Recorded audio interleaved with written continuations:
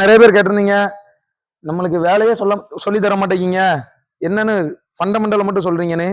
இந்த கரெக்டா இருக்கு இல்லையா, இதுக்கு பிரேக் பேட் ரீப்ளேஸ் பண்ண போறாங்க. இதுதான் ஜென்யூன் ஸ்பேர், பாத்துக்கிடுங்க. பார்ட் நம்பர் இருக்கு இல்லையா, ஓய் பார்ட் நம்பர் இங்க கொடுத்துருக்காங்க பாருங்க. இது ஒரு 3700 சம்திங் வருது இல்லையா. இது வந்து ஒரு ஆஃப்டர் மார்க்கெட், இதுவும் கரெக்டாவோட தான் பாத்துக்கிடுங்க. இது வந்து ஒரு 1400 சம்திங் தான் வருது இல்லையா, அது 3000 வருது. ரெண்டுக்கும் பிரைஸ் டிஃபரன்ஸ் மட்டும் இல்லைங்க. இது பாத்தீங்க அப்படின்னீங்கன்னா செமி மெட்டாலிக் பிரேக் பேட்னு சொல்லுவாங்க. இந்த பிரேக் பேட்ல என்னெல்லாம் மிக்ஸ் பண்ணியிருப்பாங்க அப்படின்னா, மெட்டல் இருக்கு இல்லையா, அதை பவுடர் ஃபார்ம்ல யூஸ் பண்ணியிருப்பாங்க. அது போக இதுல வந்து பிரேக் பேடோட குவாலிட்டி எப்படி செக் பண்ணணும்னா கார்பன் கண்டென்ட், அது போக காப்பர் கண்டென்ட், காப்பர் எவ்வளவு இருக்குது அப்படின்றது. இதுல வந்து செராமிக் பிரேக் பேடும் இருக்கு, அது இதை விட கொஞ்சம் காஸ்ட்லியா இருக்கும். அது என்ன யூஸ் அப்படின்னு பாத்தீங்கன்னா, இங்க வாங்க, இந்த பிரேக் பேட் இருக்குது இல்லையா, பிரேக் பேட் பிரேக் பிடிக்கிறப்போ இங்க வந்து கம்ப்ரஸ் ஆகும். உங்களுக்கு தெரியும், உள்ள இருக்க பிஸ்டன் வந்து வெளியே வரும். சேம் டைம் இந்த இது வந்து கைடு பின்னு சொல்லுவோம், ஸ்லைட் பின் இருக்கு இல்லையா, இது இங்க வந்து இதோட ஃபோர்ஸ் இந்த பக்கம் ஆக்ட் ஆகுனா இந்த ஸ்லைட் பின் வந்து வெளியே போகுங்க, ஆப்போசிட்ல ஆக்ட் ஆகி இங்க வெளியே வந்து இந்த பேடை பிடிச்சி உள்ள ப்ரெஸ் பண்ணோம். ஸோ ரெண்டுமே ஈவனா ப்ரெஸ் பண்றதுனால இந்த பிரேக் நிக்குது அப்படின்னு. இந்த ரோட்டார் இருக்கு இல்லையா, இது வந்து பாத்தீங்க அப்படின்னீங்கன்னா கேஸ்டைன்ல தாங்க பண்ணியிருப்பாங்க. இப்போ வந்து இது என்ன ஆகும் அப்படின்னா, இந்த பிரேக் பேட் வந்து செமி மெட்டாலிக் பிரேக் பேட்னா இது பிடிக்கும் போது இந்த கேஸ்ட் அந்த ரோட்டார் இருக்கு இல்லையா, டிஸ்க், இதுவும் சேர்ந்து கொஞ்சம் தேவைங்க. இந்த பிரேக் பேட் வந்து என்ஏஓ பிரேக் பேட்னு சொல்லுவாங்க. இதுல பாத்தீங்க அப்படின்னீங்கன்னா அஸ்பெட்டாஸ் டைப்.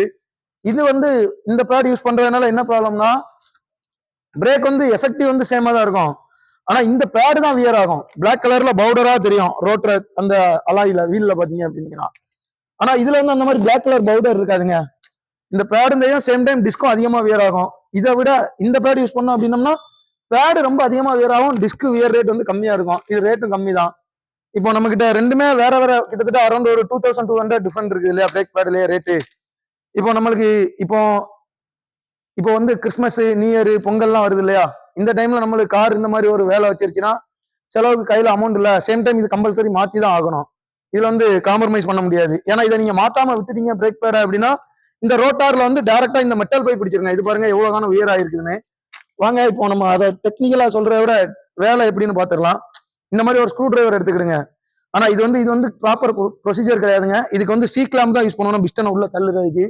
ஆனா நம்ம வீட்டுல வந்து எல்லாத்தையுமே ஸ்க்ரூ டிரைவர் இருக்கும் இல்லையா, அதனால ஸ்க்ரூ டிரைவர் எடுத்துக்கிட்டு இந்த பக்கமா இங்க ரோட்டர்ல கொடுத்து இந்த கேலிப்பர் இருக்கு இல்லையா, அதை பாருங்க எப்படி இழுக்கிறோம் அப்படின்னு. இங்க கொடுத்து இங்க பிடிச்சிக்கிட்டு இதை இழுத்தீங்க அப்படின்னீங்கன்னா பிஸ்டன் பாருங்க எப்படி உள்ள போகுதுன்னு அந்த இடம் தெரியுதா. இப்ப பாருங்க நல்லா ஃப்ரீ ஆயிருச்சு. இந்த பிஸ்டன் வந்து நல்லா உள்ள போகணுங்க இன்னும் கொஞ்சம். அப்போ இந்த பிரேக் பேட் வச்சுக்கிட்டு இங்க பாருங்க, அவ்வளவுதான். ஏன்னா இதை அழுத்தாம நீங்க வந்து பேடை கலத்திட்டீங்க அப்படின்னீங்கனாலே ரிஸ்க் தாங்க. திருப்பி இந்த மாதிரி ப்ரெஸ் பண்ணிட்டு இருக்கணும். அதுக்கப்புறம் வந்து ஒரு இந்த 14mm ரிஞ்ச் எடுத்துக்கிடுங்க. எடுத்துக்கிட்டு இங்க வந்து இந்த ஒரே ஒரு போல்ட் கலட்டினா போதுங்க. ரெண்டு கைட் பின் இருக்கு இல்லையா, அதுல ரெண்டுலயுமே இந்த 14mm போல்ட் இருக்குங்க. இந்த மெதுவா அந்த மாதிரி லைட்டா ஜென்டலா ஒரு தட்டினீங்கனாலே போதும். ஏன்னா ஃபோர்ஸா தட்டிட்டீங்க அப்படின்னீங்கன்னா அந்த போல்ட் ஸ்லிப் ஆகுறதுக்கு நிறைய பாசிபிள் இருக்கு. அதனால கொஞ்சம் ஜென்டலா தட்டிக்கிடுங்க. இந்த பக்கம் இந்த போல்ட் சுத்துது இல்லையா, இதுக்கு வந்து ஒரு 17mm சாக்கெட் எடுத்துக்கிடுங்க. சாக்கெட் அப்படின்னா ஒரு ரிஞ்ச் கரெக்டா சொல்லணும்னா இந்த மாதிரி ஒரு டபுள் அண்ட் ஸ்பேனரோ காம்பினேஷனோ ஏதோ எடுத்துக்கிடுங்க. எடுத்துக்கிட்டு இங்க கொடுத்து இந்த மாதிரி லூஸ் பண்ணிருங்க. இந்த ஒரு போல்ட்டை மட்டும் கலட்டினா போதுங்க. கலட்டினதுக்கு அப்புறம் இந்த கேலிப்பர் இருக்குது இல்லையா, இதுல நிறைய டைப் ஆஃப் கேலிப்பர் இருக்குது. அது என்னென்ன டைப் அப்படின்றத நம்ம நெக்ஸ்ட் வீடியோல பார்த்துருவோம். இப்போ இந்த வேலையை மட்டும் பார்ப்போங்க. இந்த இருக்கு இல்லையா பிரேக் பேட் பாருங்க எந்த அளவுக்கு வியர் ஆயிருக்குன்னு. இதுதாங்க பிரேக் வியர் லிமிட்டர்னு சொல்லுவாங்க, இல்ல பிரேக் வியர் இண்டிகேட்டர்னு சொல்லுவாங்க. இந்த பேட் வந்து தேஞ்சிருச்சு அப்படின்னா இது வந்து ரோட்டார்ல பிரேக் பிடிக்கிறப்போ இது உரசுங்க. அந்த கிளிப் இருக்கு இல்லையா, இந்த எட்ஜ் வந்து இந்த டிஸ்க்ல உரசும். அதனால ஒரு ஸ்கியூசிங் நாய்ஸ், கீச்சுன்னு சவுண்ட் வரும் பிரேக் பிடிக்கிறப்போ. அது நம்மளுக்கு இண்டிகேட் பண்ணணும். இப்ப இருக்க வெஹிக்கிள் எல்லாத்துலயுமே சென்சார் கொடுத்துட்டாங்க பிரேக் பேட்ல. நார்மல் XC500 இருந்து சென்சார் டைப் பிரேக் பேட் வந்துருச்சு. ஸோ இதை வந்து நம்ம வந்து வெளியே எடுத்துக்கலாம். இனிஷியலா இந்த பேடையும் வெளியே எடுத்துருங்க.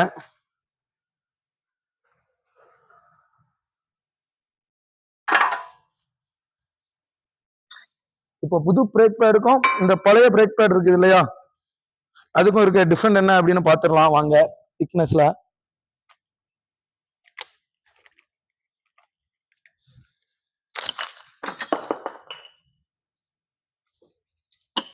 இல்லையா கொடுத்துருக்காங்க பார்த்தீங்களா, ஹியூண்டே கியா. இவங்களோட சப்ளையர் யாருன்னு பார்த்தா மேண்டோ. இந்த இருக்கு இல்லையா, மேண்டோ தான் இவங்களுக்கு ஸ்டீரிங் பாக்ஸ், பிரேக் பேடு இது எல்லாமே சப்ளை பண்ணிட்டு இருக்கிறாங்க. இப்போ இந்த பிரேக் பேட் வந்து இதே மாதிரி இந்த கிளிப் வந்து 2 பேட்ல இருக்கும். பிரேக் வியர் இண்டிகேட்டர்னு சொன்னோம் இல்லையா, இதுதான் இன்னர் பேடு. ரெண்டையுமே ஒரே சைடு கூட இப்படி ஃபிக்ஸ் பண்ணோம்னா ஃபிக்ஸ் பண்ணிக்கலாம் இந்த மாதிரி. பட் ஆனால் 2 சைடுமே அன்இவனா வியர் ஆகுறது நம்மளுக்கு தெரியாது. ஒரு சில அந்த சைடு பிரேக் வந்து ஜாம் ஆயிருக்குது, இது சீக்கிரம் வியர் ஆகுதுன்னா இந்த வியர் இண்டிகேட்டர் காட்டி கொடுத்துரும். இல்ல இது வந்து ஜாம் ஆயிடுச்சு, அது சீக்கிரம் வியர் ஆயிடுச்சு அப்படின்னா இந்த சைடு. ஸோ 2 பேருக்குமே 2 ரோட்டாருக்குமே செப்பரேட்டா 2 பிரேக் வியர் இண்டிகேட்டர் இருக்குங்க. அதனால அதை பார்த்து போட்டுக்கிடுங்க. இப்போ நம்ம இதை கலட்டிட்டோம் இல்லையா, 2 பேரையும் வெளியே எடுத்ததுக்கு அப்புறம் இதுதாங்க வந்து ஆன்டி ரேட்லிங் கிளிப்னு சொல்லுவாங்க. பிரேக் பேட் வந்து ரேட்ல் ஆகாம உள்ள கிடந்து குலுங்கிட்டு இருக்கும் இல்லையா, அந்த மாதிரி இல்லாம இருக்கிறதுக்கு இந்த கிளிப்பு கொடுத்துருப்பாங்க.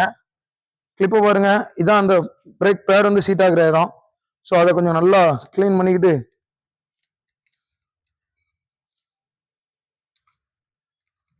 ஏன்னா இந்த இடத்துல தான் லூப்ரிகேட் பண்ணணும் நம்ம கண்டிப்பா.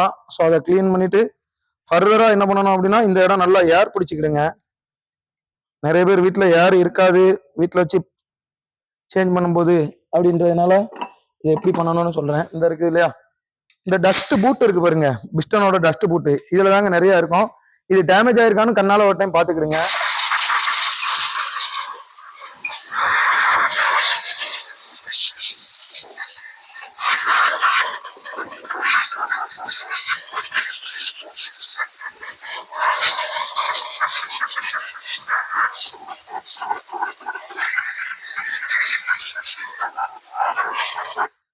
அப்புறம் நம்ம இதோட பர்பஸ் என்னன்னு சொன்னா, ஒரு சில டைம் இந்த பிரேக் பேட் இருக்குது இல்லையா, இது அன்இவனா வியர் ஆயிருக்குங்க. இப்போ இந்த பேடை பொறுத்தவரை ரெண்டுமே சேமா தான் வியர் ஆயிருக்குது.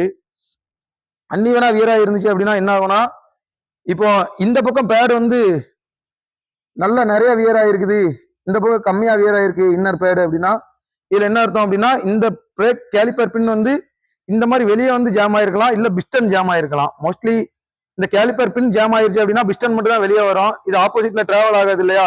அப்போ இந்த பக்கம் வந்து நல்லா இருக்குங்க பிஸ்டன். இந்த கேலிப்பர் பின் ஜாம் ஆயிட்டுனா அவுட்டர் பேட் வந்து கொஞ்சம் அதிகமா இருக்கும், வியர் ரேட் கம்மியா இருக்கும், அதாவது திக்னஸ் அதிகமா இருக்கும்.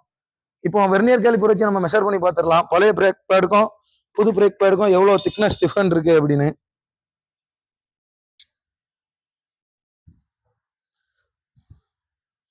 அரௌண்ட் இது பாருங்க எவ்வளவு இருக்குது அப்படின்னு, ஒரு 10 mm இருக்குதா எக்ஸாக்டா. ஸோ இப்போ புது பிரேக் பேட் எத்தனை mm இருக்குன்னு பார்த்துடலாம்.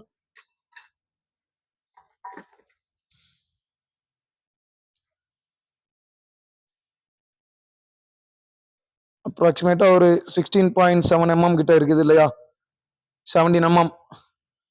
இப்போ பிளஸ் ஒரு 77 mm கிட்ட பிரேக் வந்து வியர் ஆயிருக்குதுங்க. இப்போ அந்த நம்ம கேலிப்பர் பின் இருக்குது இல்லையா, அதை வெளியே எடுத்துட்டு அதையும் கிளீன் பண்ணிடலாம். இது வந்து பாத்தீங்க அப்படின்னீங்கன்னா எப்பயுமே கலட்டின உடனே இதை ஜாம் இருக்கா ஃப்ரீயா இருக்குதான்னு செக் பண்ணி பாத்துக்கிடுங்க இந்த பின்னை வந்து.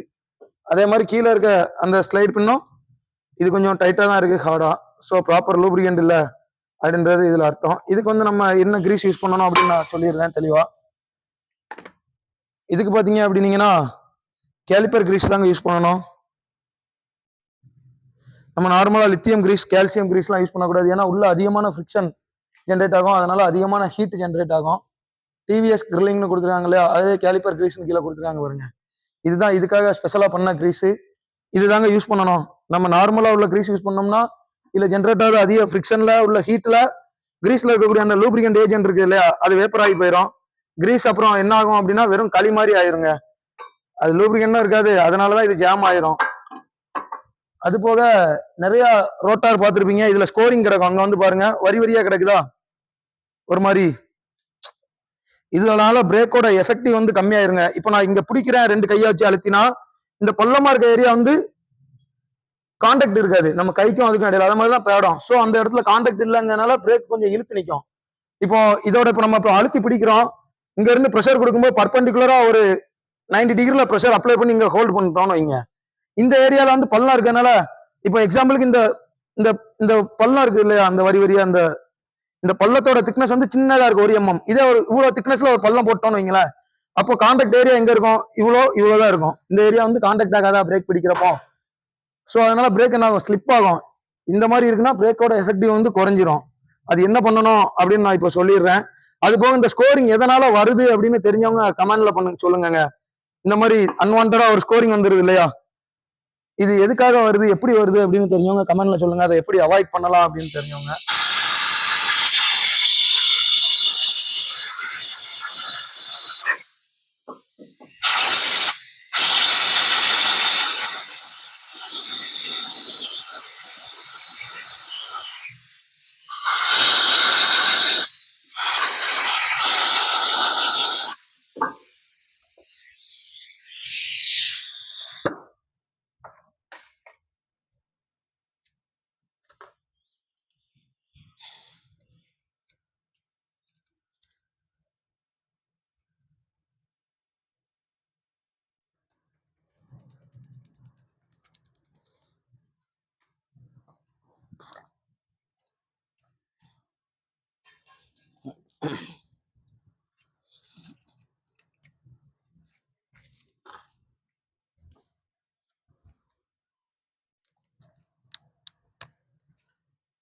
இங்க பாத்துக்கிடுங்க கேலிப்பர் கிரீஸ் எப்படி அப்ளை பண்ணணும் கேலிப்பர் பின்னல அப்படின்னு.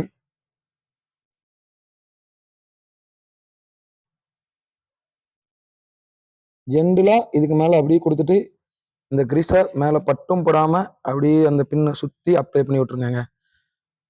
அப்புறம் கொஞ்சம் அதிகப்படியான கிரீஸை இந்த எண்டில் வச்சிருங்க. சேம் டைம் இந்த இடம் இருக்குது இல்லையா, அந்த பூட்டு அதுக்குள்ளேயும் கொஞ்சம் கிரீஸை வச்சு விட்டுருங்க. அதுதான் கரெக்டான வேகம் கூட. இப்போ ஸோ கேலிப்பர் பின்னை சுற்றி நம்மளுக்கு தேவையான லூப்ரிகண்ட்டுக்கு கிரீஸ் அப்ளை பண்ணிட்டோம். இனிமே இதை வந்து ப்ராப்பராக இன்சர்ட் பண்ணுங்க. இந்த இடம் இருக்குது இல்லையா, இதை இங்கே தூக்கி அவ்வளோதான்.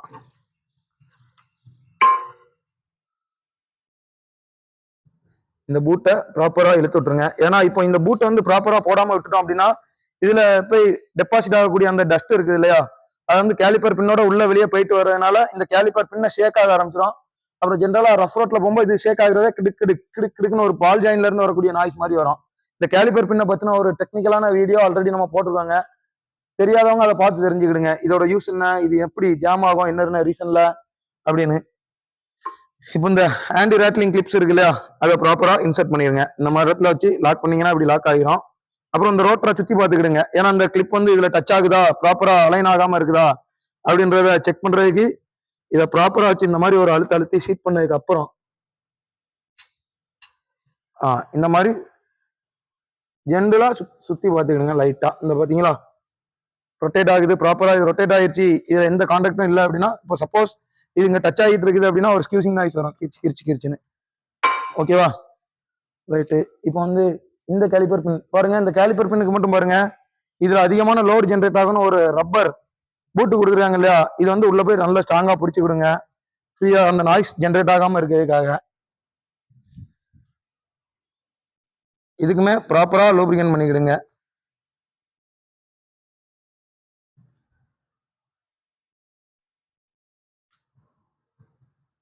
நிறைய பேர் இது தெரியாம இதுல வந்து நம்ம ஜென்ரலா யூஸ் பண்ணக்கூடிய கிரீஸ் யூஸ் பண்ணிடுவாங்க, லித்தியம் கிரீஸு. இது வந்து பாத்தீங்க அப்படின்னீங்கன்னா ஒரு டைம் உள்ள வெளியே போகும்போது ஜென்ரேட் ஆகக்கூடிய ஹீட்னால உள்ளுக்கு வந்து ஏர் வந்து ஃபார்ம் ஆகுங்க. அந்த ஏர் வந்து என்ன செய்யும் அப்படின்றத இப்ப காட்டிடுறேன் கிளியரா.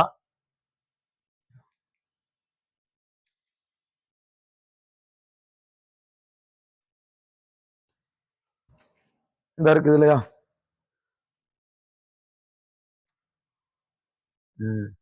இங்க பாருங்க, சரிதா என்ன ஆகுதுன்னு. பின்ன வெளியே வந்துட்டு அதுவா உள்ள போயிருது இல்லையா, ப்ராப்பர் அதோட பொசிஷனுக்கு. அதுக்கு வந்து இந்த கிரீஸ் அப்ளை பண்ணாதாங்க அந்த மாதிரி கரெக்டா இருக்கும். நம்ம நார்மல் கிரீஸ் யூஸ் பண்றப்போ இந்த மாதிரி அந்த ஏர் ஜென்ரேட் ஆகாதுங்க, உள்ள அதுவா சக் ஆகுது இல்லையா, அந்த மாதிரி இந்த மோஷன் வந்து அப்படி விட்டா அப்படி நின்னுக்கும், ஆப்போசிட்டா போகாது, டிராவல் ஆகாது. ஓகே, இப்போ நம்ம வந்து இதை ஃபிக்ஸ் பண்ணிடலாம். இந்த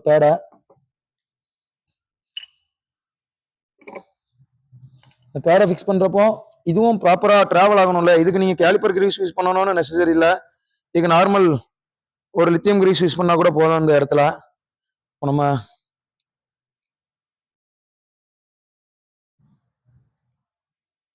பட் அதுக்கு முன்னாடி நம்ம ஒன்று பண்ணணுங்க. எல்லாமே ரெடி பண்ணி வச்சுட்டோம்.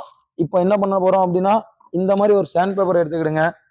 எடுத்துக்கிட்டு இதுல ஸ்கோரிங் இருக்குன்னு சொன்னோம் இல்லையா, ஸோ இந்த ஏரியாவை இந்த மாதிரி நல்லா ரப் பண்ணுங்க அந்த ஸ்கோரிங் போறதுக்காக.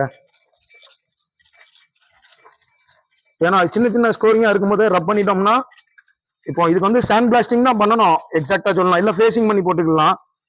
ஆனா இந்த மாதிரி சின்ன சின்ன ஸ்கோரிங்க்கு இந்த மாதிரி சாண்ட் பேப்பர் போட்டு ரப் பண்ணாலே ஓகே தாங்க, மோஸ்ட்லி அதுவே சரியாயிரும் இதுலயே.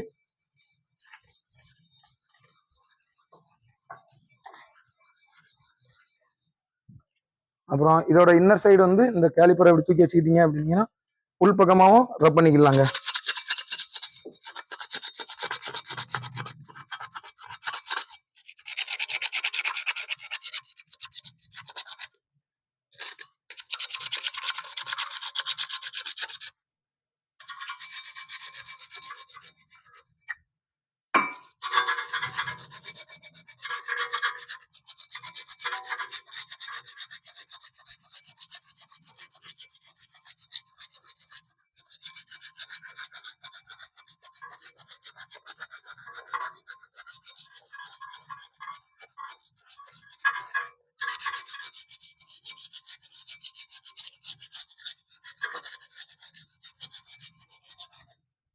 ஓகே, இனிமே வந்து பிரேக் பேடை வந்து ஃபிக்ஸ் பண்ணிடலாங்க ப்ராப்பரா. இந்த இருக்குது இல்லையா,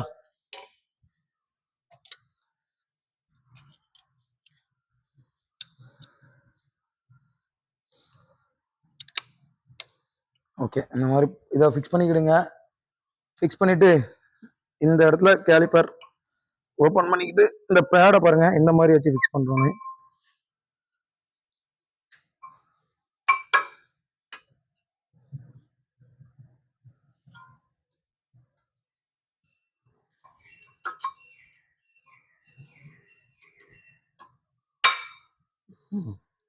அப்புறம் இந்த பேடையும் அதே மாதிரி அவுட்டர் பேடை அதே மாதிரி உள்ள வச்சுக்கிட்டு லாக் பண்ணிடுங்க. லாக் பண்ணிட்டு இந்த கேலிப்பரை அப்படி லைட்டா ஷேக் பண்ணீங்கனாலே ப்ராப்பரா உள்ள வந்து இருந்துக்கிட்டுதா. இங்க வந்து கொஞ்சம் கேப் கிடக்குங்க கிளியரன்ஸ் இந்த பிஸ்டனுக்கும் இந்த பேடுக்கும் இடையில. ஸோ பிரேக் வந்து வெஹிக்கிள் மாட்டினதுக்கு அப்புறம் ஒரு டைம் பெடலை பம்ப் பண்ணிக்கிடுங்க, அது வந்து ரொம்ப நெசசரி. நம்ம மறந்துட்டோம் அப்படின்னா பெடல் டக்குன்னு உள்ள போயிடும். ஸோ அதனால வெஹிக்கிள் வந்து இந்த மாதிரி பிரேக் பேட் மாத்தினீங்க அப்படின்னீங்கன்னா கம்பல்சரி. இப்போ வந்து பாத்தீங்க அப்படின்னீங்கன்னா மேல பிரேக் ஆயில் லெவல் இருக்கு இல்லையா, ரிசர்வயர்ல மேல டேங்க்ல அது வந்து இன்க்ரீஸ் ஆயிருக்குங்க. ஏன்னா பிஸ்டனை வந்து ப்ரெஸ் பண்ணோம் இல்லையா உள்ளுக்க, ஸோ அந்த பிஸ்டன் சிலிண்டர் ஏரியாவில் இருந்த அந்த ஆயில் எல்லாமே மேல டிராவல் ஆயிருக்கும், ரிசர்வயருக்கு மேல லெவலும் அதிகமாயிருக்கும். ஸோ அதனால அதுக்கு முன்னாடி அந்த கேப்பை ஓப்பன் பண்ணி வச்சுக்கிடுங்க, அதை சொல்ல மறந்துட்டேன். நீங்க பண்ணும்போது அதை ஓப்பன் பண்ணி வச்சுக்கிடுங்க, ஓகேவா. இனிமே வந்து பாத்தீங்க அப்படின்னீங்கன்னா இந்த போல்டை ஃபுல்லா அந்த கேலிப்பர் பண்ண இங்க இந்த காம்பினேஷனை போட்டு பிடிச்சிக்கிட்டு நல்லா டைட் வச்சிருங்க. அதாவது 14mm போல்டுக்கு இதுக்குன்னு டார்க் உண்டு, உங்க கை ஃபீல் ஆகும் இவ்வளவுதான் டைட் அப்படின்னு, அந்த அளவுக்கு டைட் வச்சிருங்க. ஓகேங்க, ஓகே டன். நம்ம நெக்ஸ்ட் வீடியோல நெக்ஸ்ட் என்ன வேலை எப்படி பார்க்கணும் அப்படின்றத பார்த்துடலாங்க. அது வரைக்கும் பாய் பாய்.